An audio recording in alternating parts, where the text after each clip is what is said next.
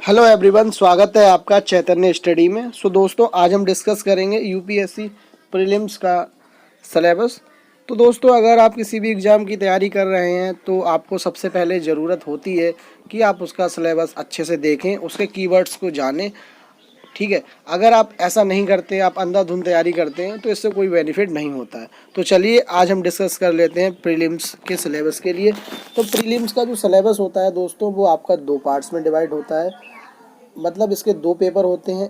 एक तो इसका होता है जनरल स्टडीज़ का, जीएस का, और दूसरा आपका होता है सी सेट का। किसका होता है? सी सेट का।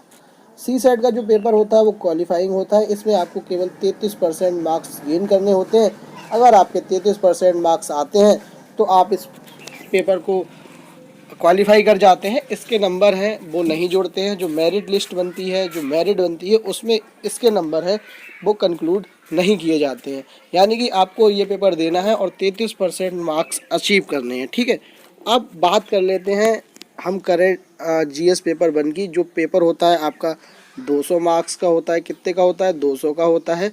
और 200 के इन्हीं में से आपकी जो है मेरिट बनती है। इसी के आधार पर आपको पता चलता है कि आप प्रीलिम्स को क्रैक करेंगे या नहीं करेंगे। ठीक है, या कर पाएंगे या नहीं कर पाएंगे। तो देखिए, इसका सिलेबस हम डिस्कस करते हैं। इसमें पहला पॉइंट दिया है current events of national and international importance. यानी कि जो करंट अफेयर्स है वो आपका यूपीएससी में भी आता है, लेकिन यहाँ पर जो करंट अफेयर्स आता है वो अच्छे लेवल का आता है, जो कि नेशनल और इंटरनेशनल पॉइंट ऑफ व्यू से इम्पोर्टेंस रखता हो। अगर स्टेट लेवल में है तो ऐसा, अगर स्टेट लेवल का कोई भी घटना है वो इसमें ज़्यादा इम्पोर्टेंस नहीं होती है, लेकिन जो नेशनल और इंटरनेशनल न्यूज़ होती है वो बहुत ज़्यादा इम्पोर्टेंट होती हैं इस एग्ज़ाम के लिए। ठीक है, दूसरा आपका पॉइंट है history of India and Indian national movement.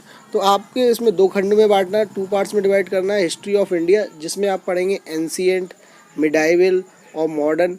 ये तीन पार्ट में हिस्ट्री आपकी कवर होगी। साथ ही साथ जो इंडिया का फ्रीडम स्ट्रगल है या इंडिया का नेशनल मूवमेंट है आज़ादी वाला, तो वहाँ से क्वेश्चन पूछे जाते हैं। ठीक है दोस्तों, तीसरा हमारा है Indian and the world geography, physical, social, economic geography of India and the world. तो इसमें आपको वर्ल्ड की ज्योग्राफी, इंडिया की ज्योग्राफी, उसके साथ आपकी सोशल, इकोनॉमिक ज्योग्राफी और इंडिया, इसके बारे में आपको क्वेश्चन पूछे जाएंगे। ठीक है, तो आपको बेसिकली ध्यान रखना है कि जो वर्ल्ड ज्योग्राफी है उसमें उसका फिजिकल पार्ट और आपका इंडिया की इकोनॉमिक ज्योग्राफी, ये सब आपको तैयार करनी है। ठीक है, चौथा पॉइंट हमारा आ जाता है Indian polity and governance.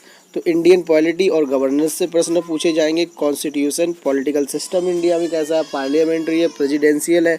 Parliamentary form of government के क्या क्या बेनिफिट होते हैं, क्या क्या लॉसेस होते हैं, और आपके जो प्रेसिडेंशियल होती है और पार्लियामेंट्री, दो प्रकार के सिस्टम होते हैं, इसमें क्या क्या है वो आपको देखना पड़ेगा। पंचायती राज आपको देखने पड़ेंगे। ठीक है, पब्लिक पॉलिसीज़ हैं, जो पॉलिसीज़ बन रही हैं करंट में, उन्हें देखना पड़ेगा।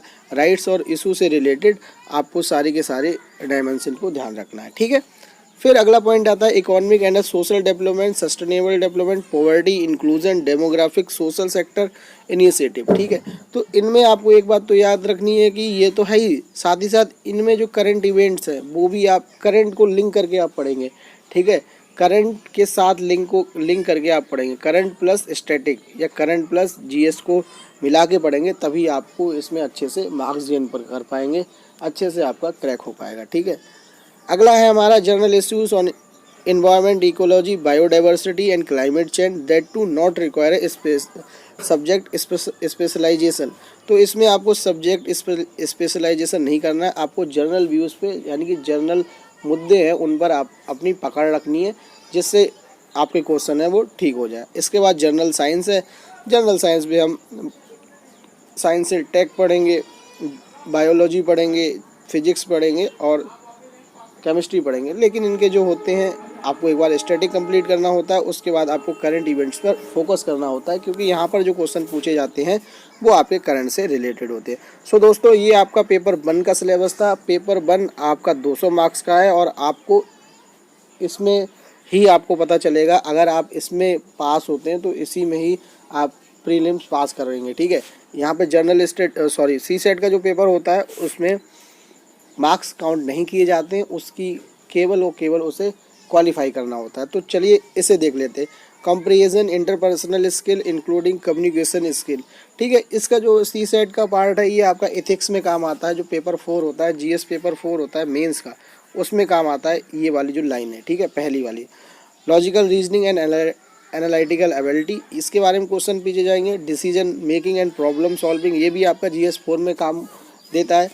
आपकी जर्नल मेंटेन एबिलिटी और बेसिक न्यूमरेसी जो क्लास 10 तक के लेवल की होगी, और डाटा इंटरप्रेशन, जो भी डाटा इंटरप्रिटेशन है वो भी आपका क्लास 10 के लेवल तक का होगा।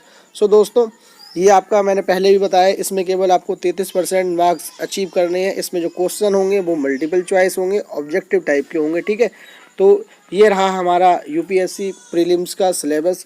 यूपीएससी प्रीलिम्स का सिलेबस आज हमने डिस्कस किया। इसके बाद हम मेंस का भी देख लेंगे, ठीक है। मेंस के जो भी सिलेबस है, GS1, GS2, GS3, GS4 optional जो भी होगा वो हम आने वाली वीडियो में लाते रहेंगे, ठीक है। आपसे अनुरोध रहता है हमारा कि आप हमारे चैनल को लाइक, शेयर और सब्सक्राइब करते रहें और आप हमारे इस छोटे से परिवार का हिस्सा बने। मिलते हैं हम आपसे नई वीडियो में, तब तक के लिए नमस्कार, धन्यवाद, जय हिंद।